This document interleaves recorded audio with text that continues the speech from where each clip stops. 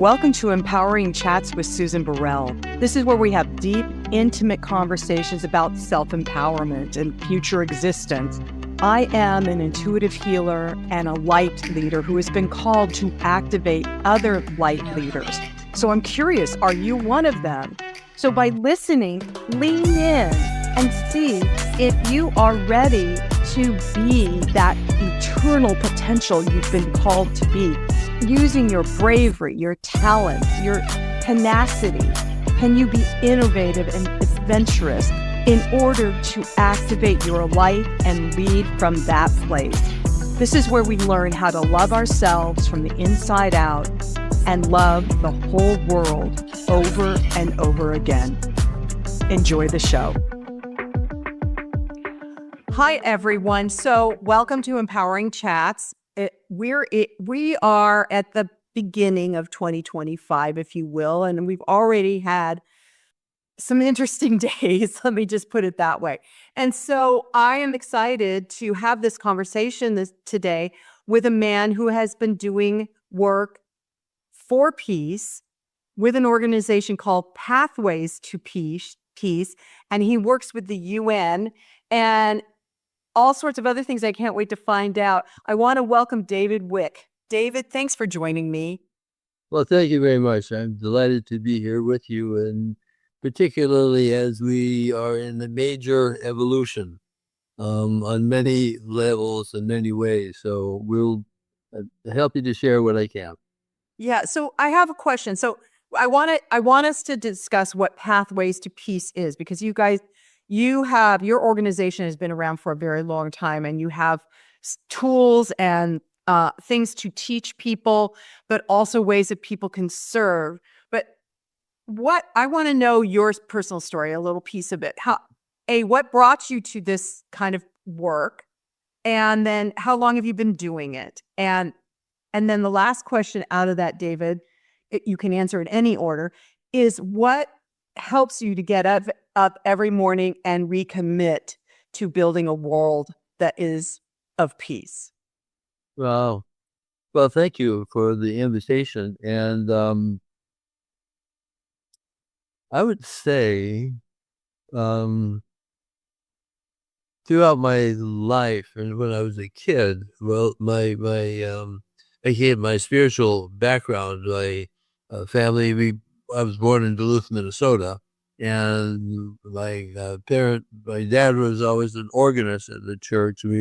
At the Lutheran church, and then it moved on to moved to San Francisco when I was 7 years old, and still involved in the church. And then from there to Episcopalian church. But there's always been in part of our life has been the church world. But I've also just been in a state of what's going on? What's this world about? Why are we here? What's happening? And when I was a kid, I always felt I had a pretty close relationship with Jesus. And just kind of like talk to Jesus, and just kind of like, and Jesus there. And when I got into my early 20s, I think about 20 years old, I really came into a profound what's going on, why the world, why life.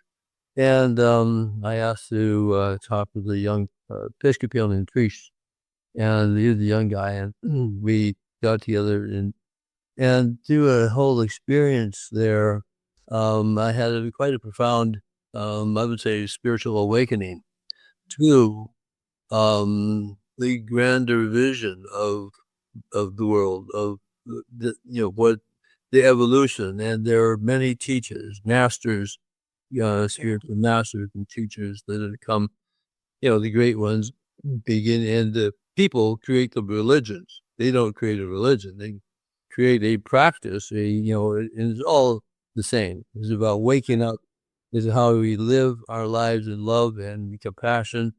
But it really was a profound opening to greater understanding of the universe, and the practices of meditation, the practices of going in. There's a tuning to who and what we are, and my overall view of life has become it is learning. We're in a constant learning process, and we're in the school of hard knocks. The physical world is the physical world, and it's we do the best that we can, but it's a big learning process.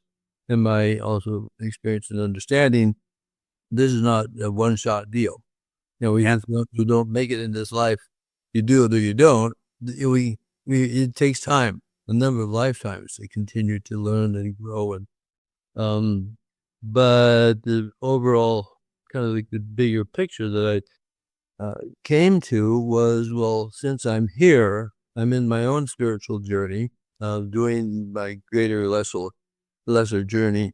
What can I do? How can I be of service?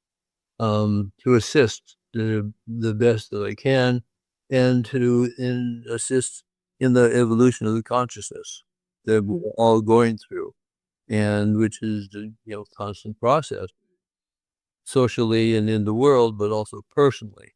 But it all begins, we're talking about peace and peace building, it all begins right here.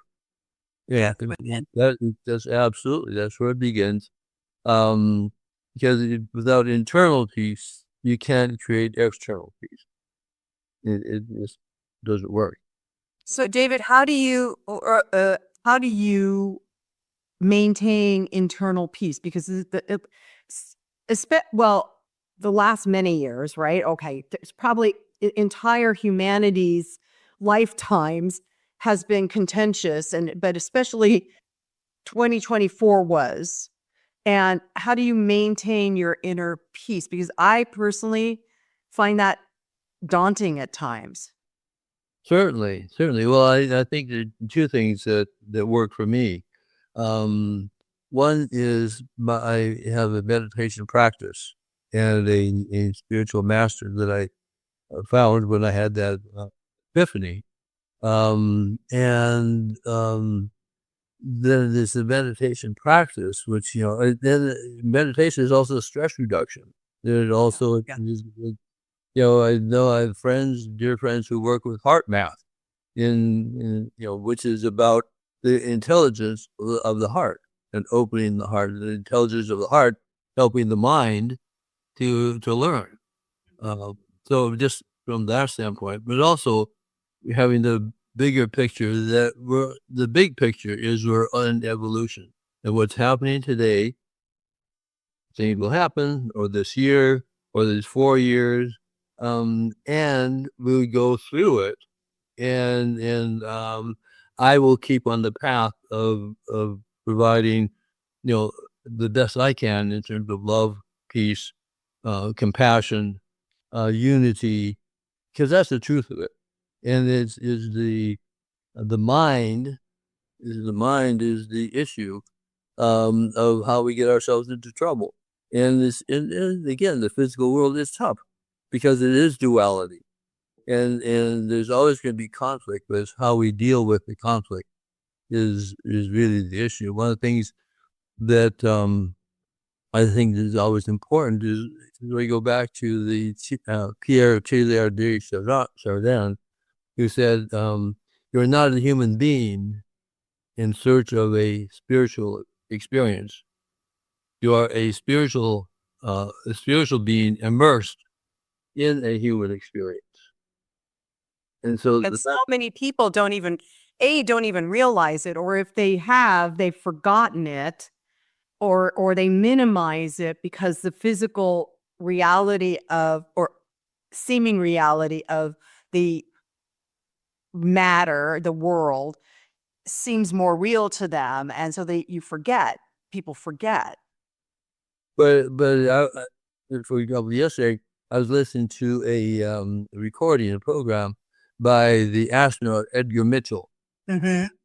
And Edgar Mitchell, he was one that went to the moon, and on the way back, he had a profound awakening, profound epiphany. Yep. And he started the Institute of Noetic Sciences. And a good colleague of mine, Willis Harmon, was the president of Institute of Noetic Sciences, which is the San Francisco Bay Area mainly, but it's international. And he was talking about how it is shown that the Newtonian understanding of a mechanistic world, it is not true.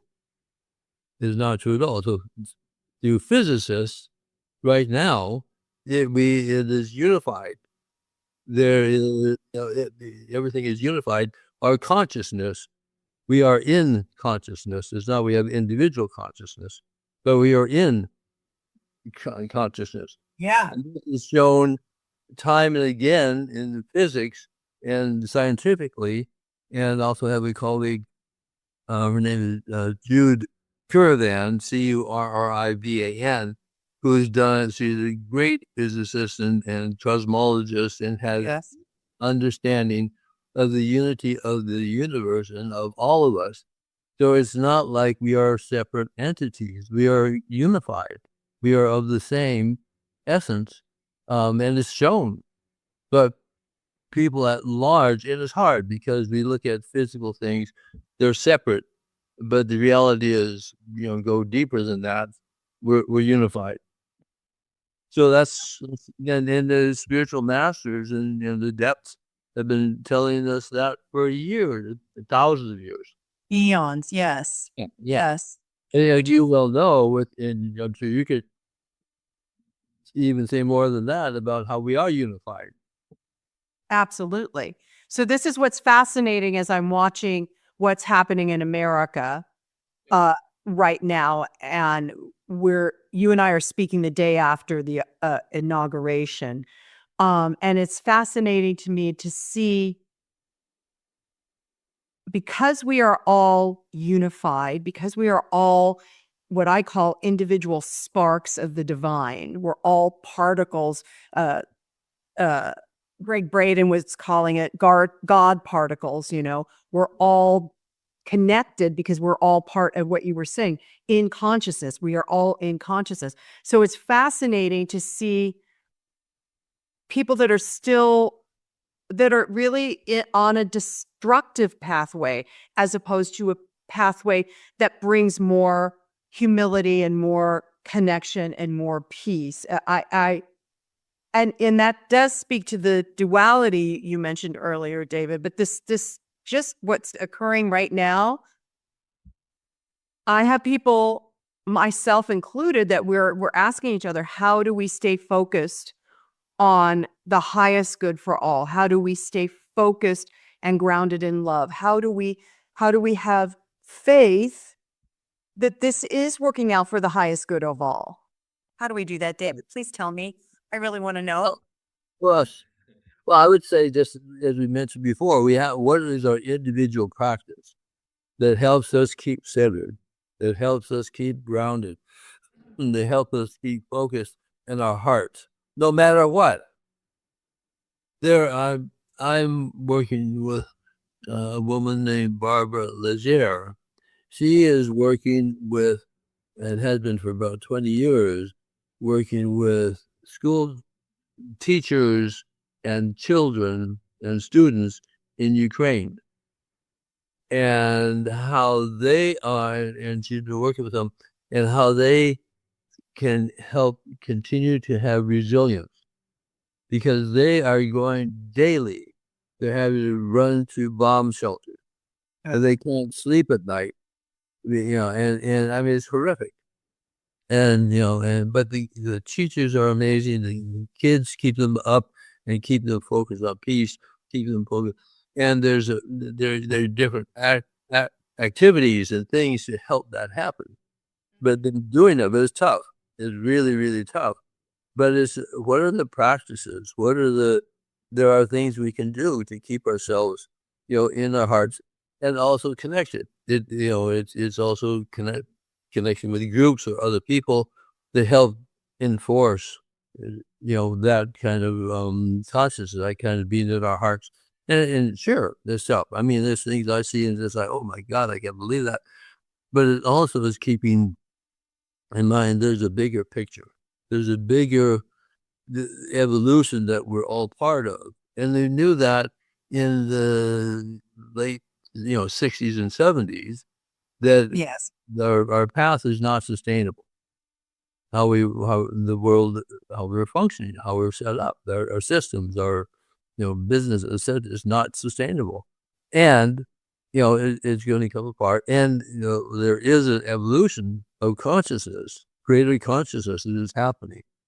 Right now there's so many different examples of that, and people who are really part of that. You're part of that. We're part of that. The evolution.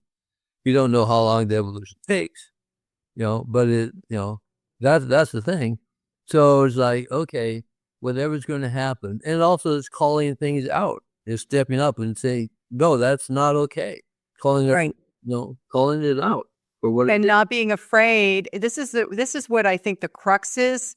Or one of the pieces of the crux is that that we were witnessing for the last 10 years, maybe, is people developing fear of losing their position of power, or if they don't do what the bully says, they're going to come and get me, or so well, if I just ignore it, the bully will go away, and I'm talking globally, not just in America, but and it's come to that place. I was working with some of my light leaders yesterday, recognizing, and I'm the same way. I'm like, okay, could I just not have to do that? I don't want to face that. I have to really look at that. And it's hard to then stand up and speak truth to people we think are, quote unquote, in power. And this speaking truth is to say, hey, that's not okay. Right. And to continue to stand up and say, hey, that's not okay. Right. And there's also a way of saying that.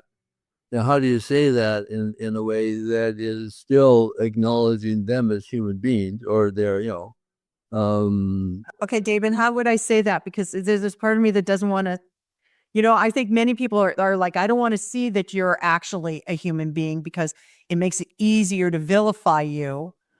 Sure. And that's what wars are started on. It started on creating the other.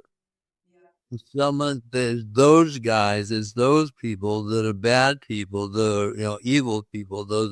That's part of the propaganda. It's a mindset. It's all about the mind, and how that is. So we do that ourselves. We create other. I mean, I have my own biases around people as well.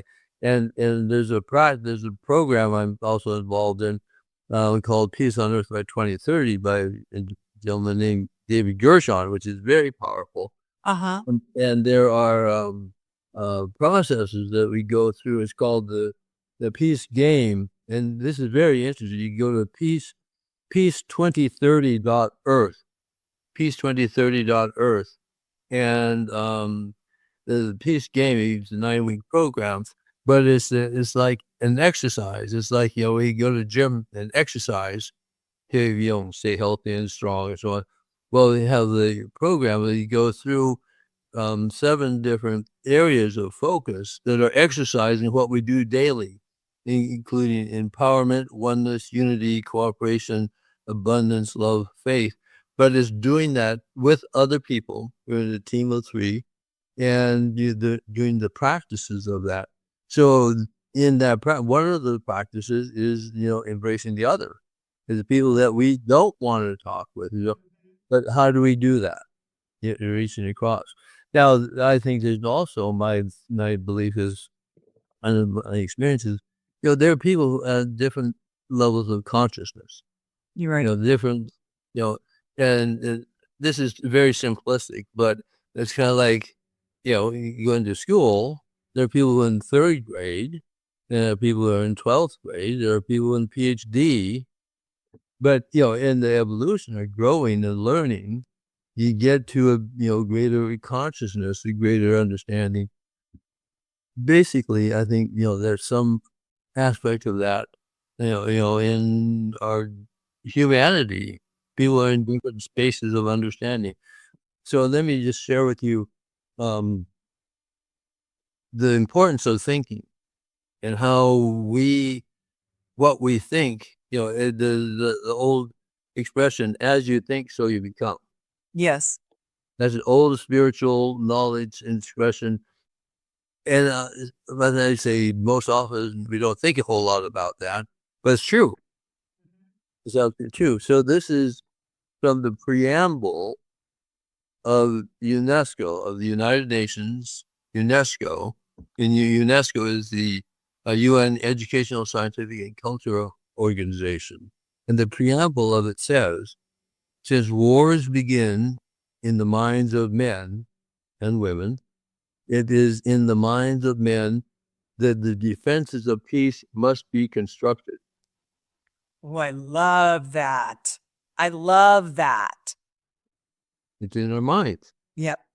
That's what we believe until we see things differently. So then, again, you come back to our spiritual selves, the importance of our practices, the importance of holding the higher values, the higher practices, no matter what.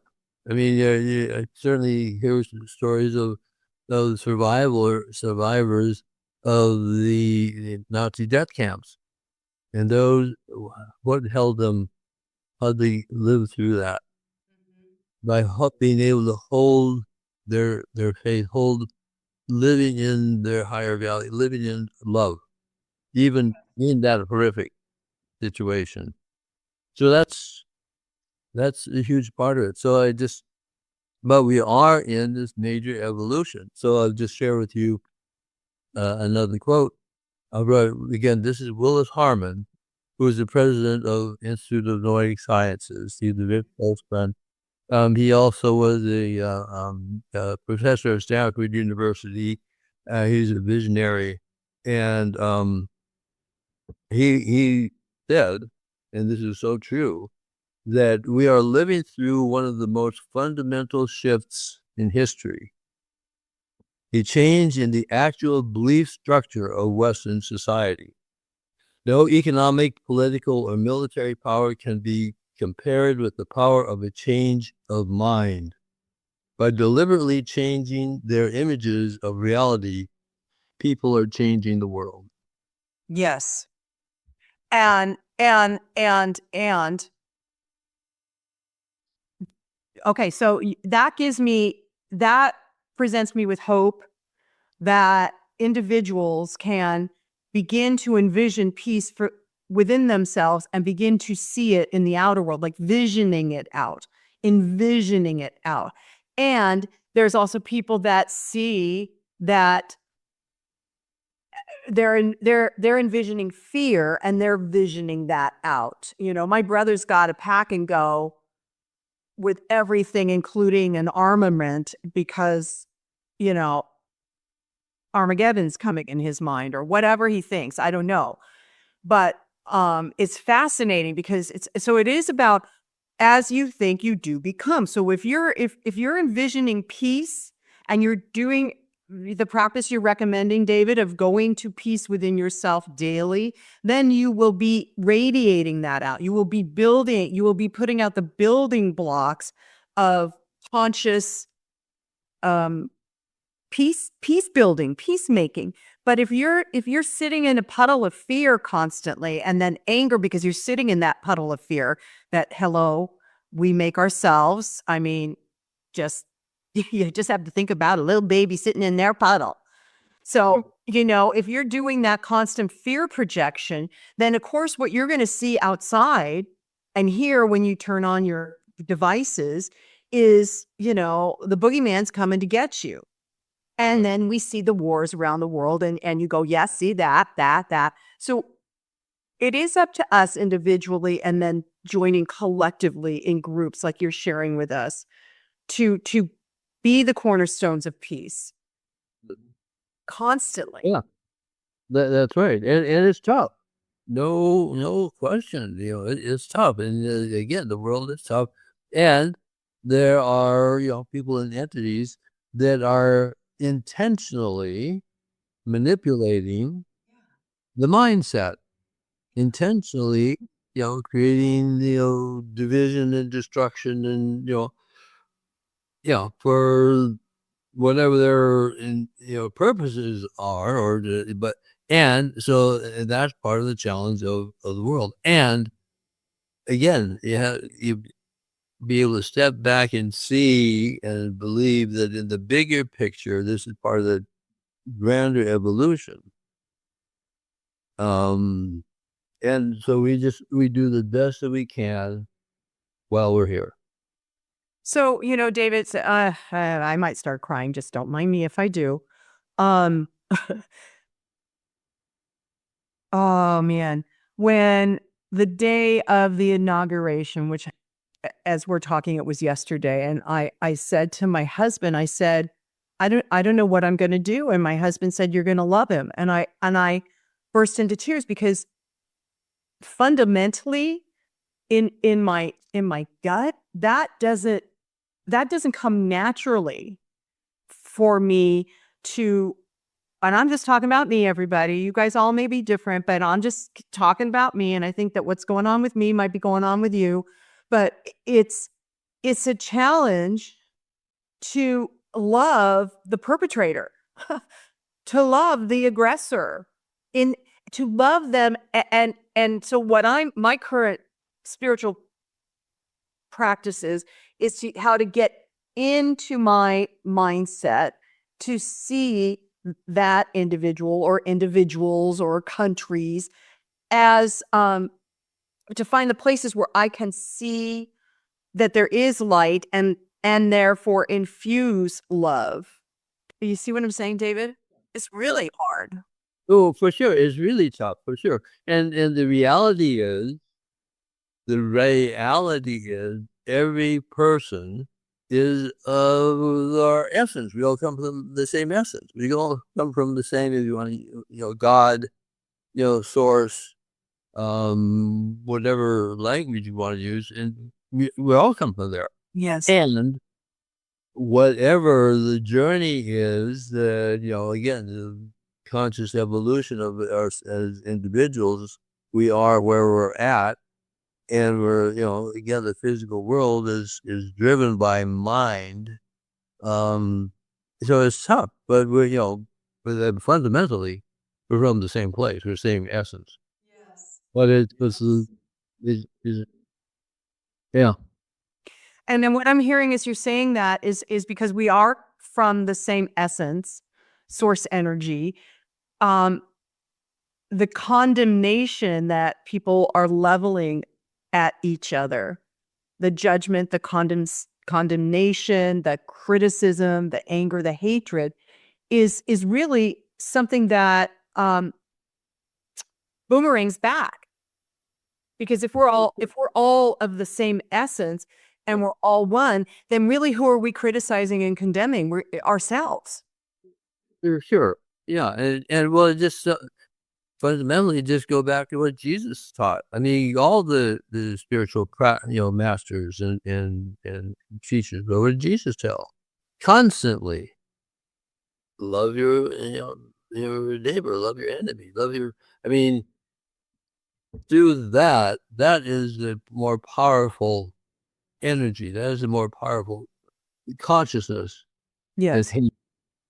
Yes. And I personally believe, David, that the stepping stone to that is by doing a spiritual practice and learning how to love ourselves first. Because if we can love ourselves first and release the judgment, criticism, shame, blame, fear, whatever, out of our own essence, if you will, then it infuses. I just really believe in frequency and it radiates out. So then it makes it a little bit easier for the ones that aren't loving themselves and therefore brutalizing others to maybe, if you will, get a hit on that inner love that I'm developing or you're developing, or and collectively we can develop. So I want to ask you about Pathways to Peace, because on your website, well, you have a mission statement, which is like, I'm like, yeah, that's a no-brainer, makes sense to me. And what's happening in America is a divergence from all those values that are on your website. But there's opportunities for people to serve through Pathways for peace, right?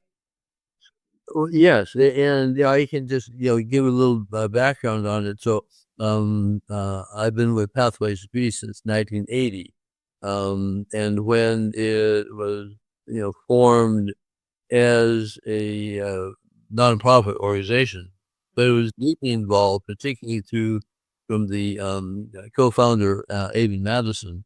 She was involved working with the UN and before 1980. And she and Pathways were influential in the construction and passage of the International Day of Peace, which we in 1981, which was um, uh, passed by resolution at the UN. Yeah. And that was supposed to be for all humanity, throughout the world.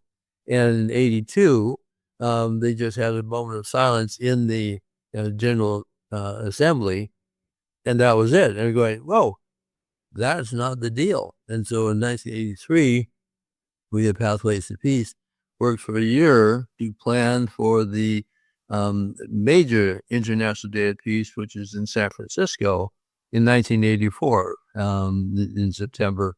September 21st is the International Day of Peace now, throughout the world. And so we had a very big event in San Francisco in 1984. And we just had the 40th anniversary of that in San Francisco this last year in 2024, September 21. But it has evolved from a few hundred to 1,000 people in San Francisco, just is now hundreds of millions. I love that. Billions or more people that are aware of and engage in the International Day of Peace, taking the moment, taking the time to be conscious of. There's so many different activities and events and on the International Day of Peace. But the in 83 with Pathways to Peace, what we started was at noontime in every time zone to take a moment of silence, moment of peace. And that has become known as the Peace Wave. And so every September, 21, to around the world is, so you kind of like a peace wave, taking a moment of silence at 12 noon.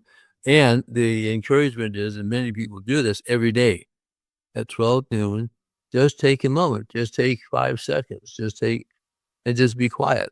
Just stop for a moment and just think of peace or what am I, just taking a moment just to get into our hearts, every day at 12 noon.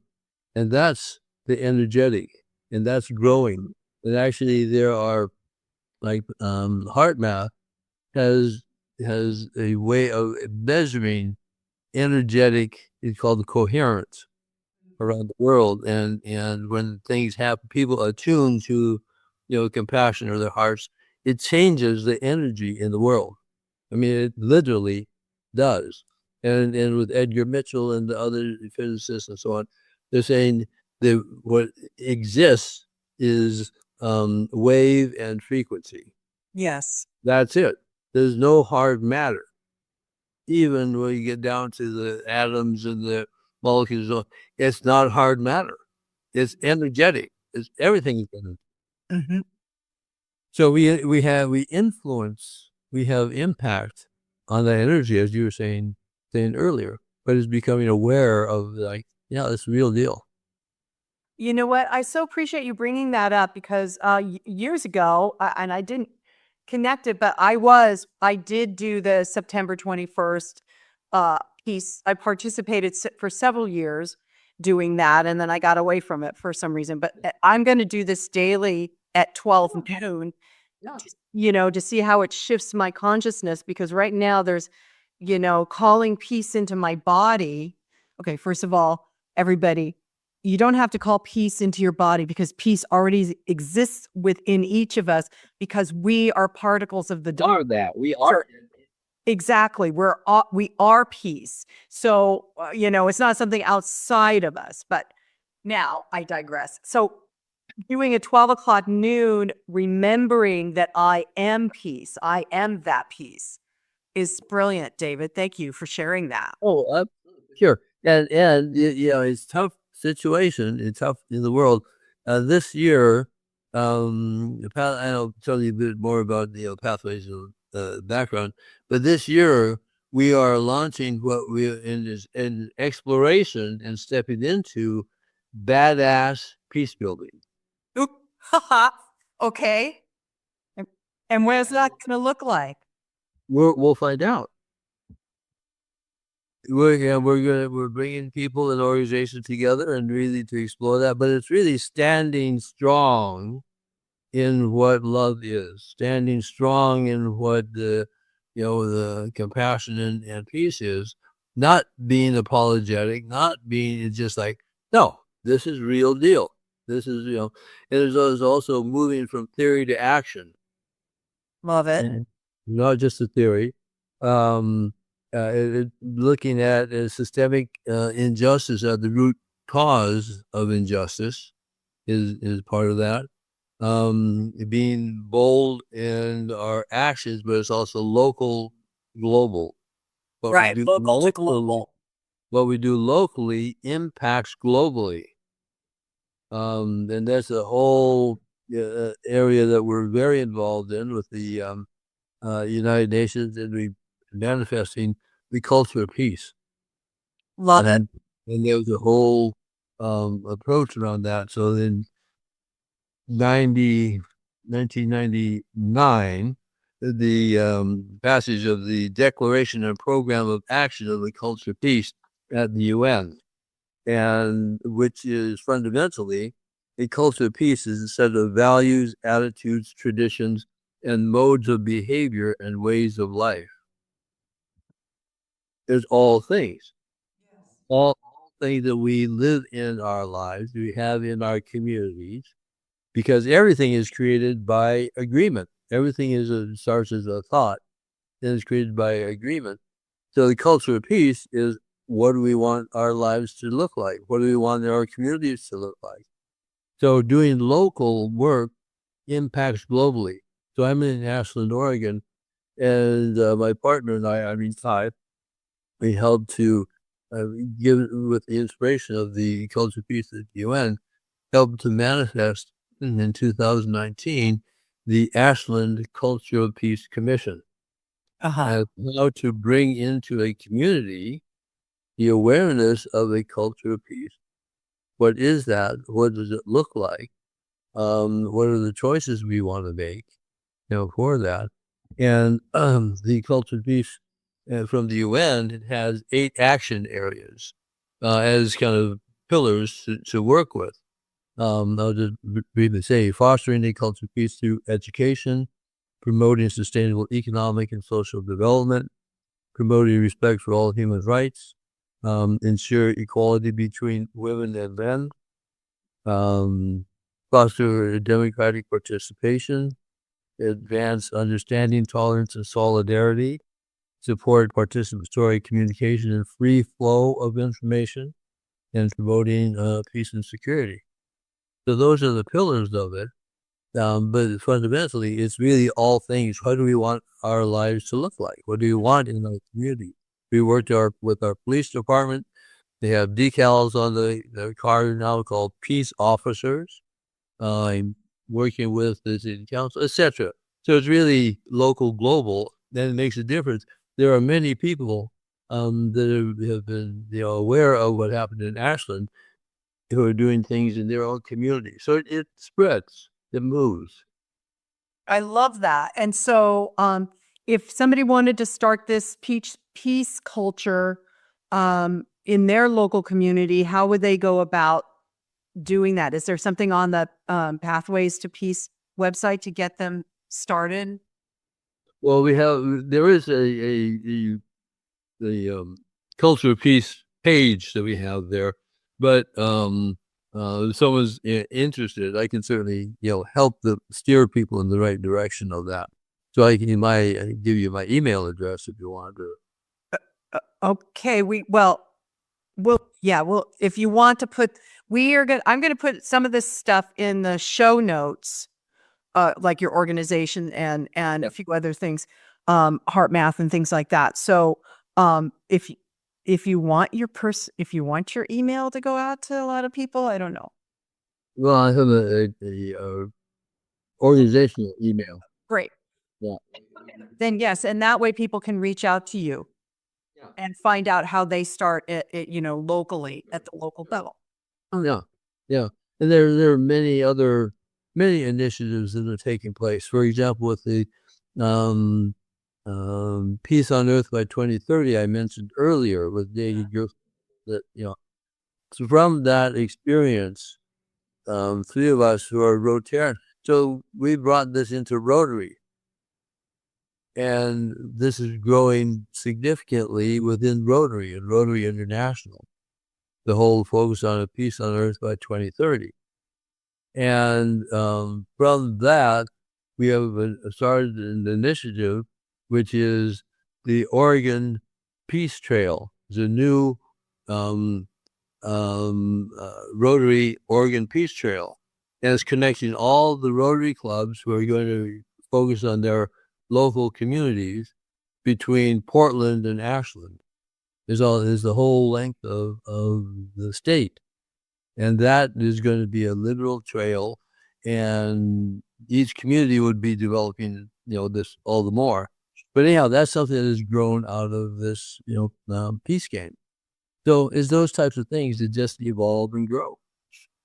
I love that. I have several friends in Rotary. I'm going to pass that on to them. That sounds like something that a couple of them would definitely be interested in doing. Yeah, well, again, even just going to peace2030.earth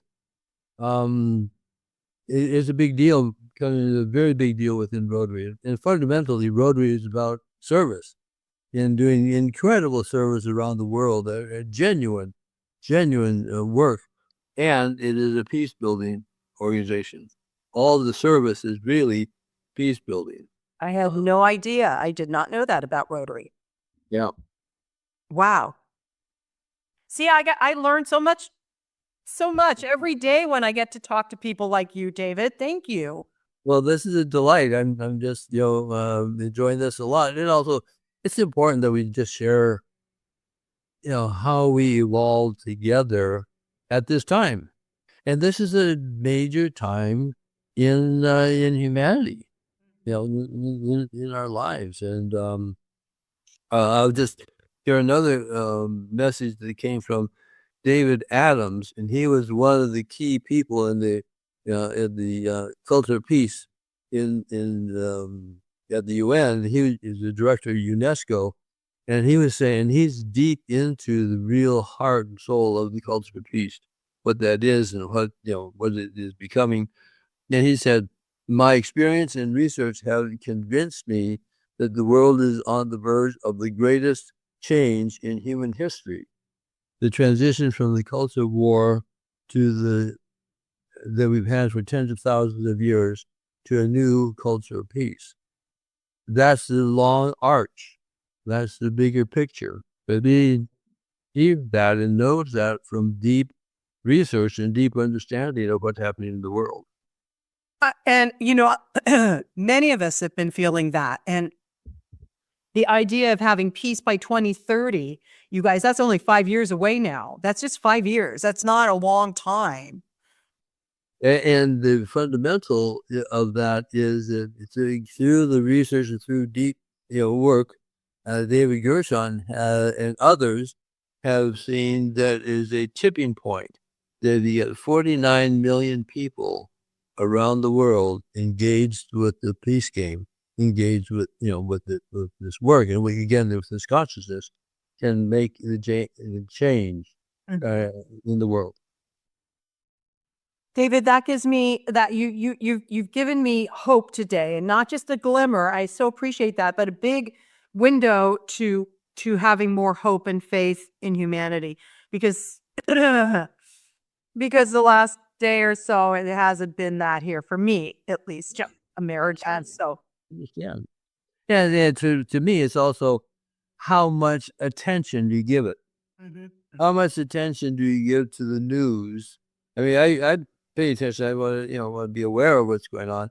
but I don't read in deep into the articles. I don't get into, so it's like, no, I'm not going to get into that soup. Yep. Yeah. I agree with it. But I agree. And also there's I have several friends after yesterday and all the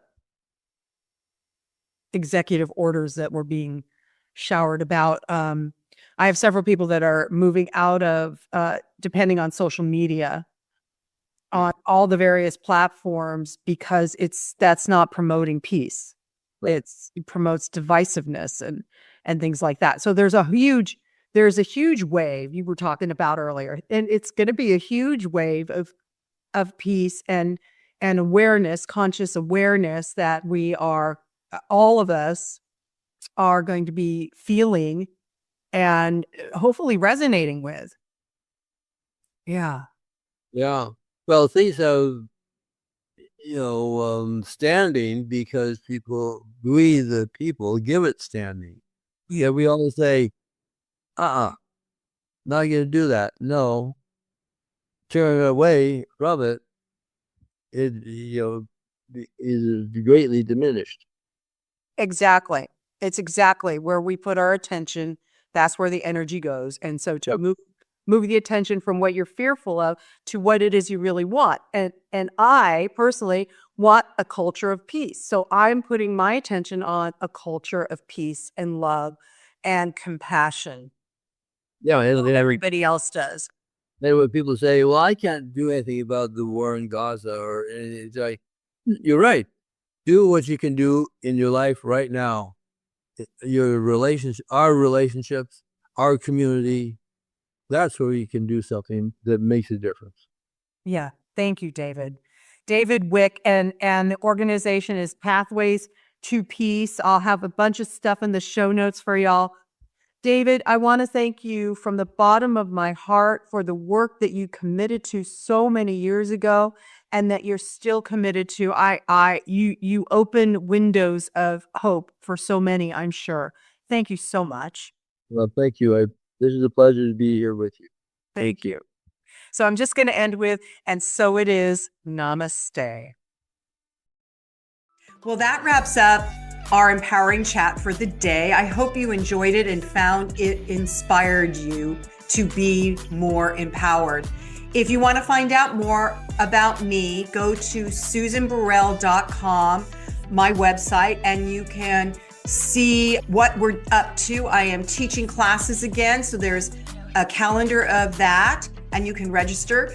You can check out my book, Live an Empowered Life, a 30-day journey with the companion inspiration cards, or you can access my guided meditations that go through Insight Timer. We got a bunch of stuff on the website. Check it out. And until then, namaste.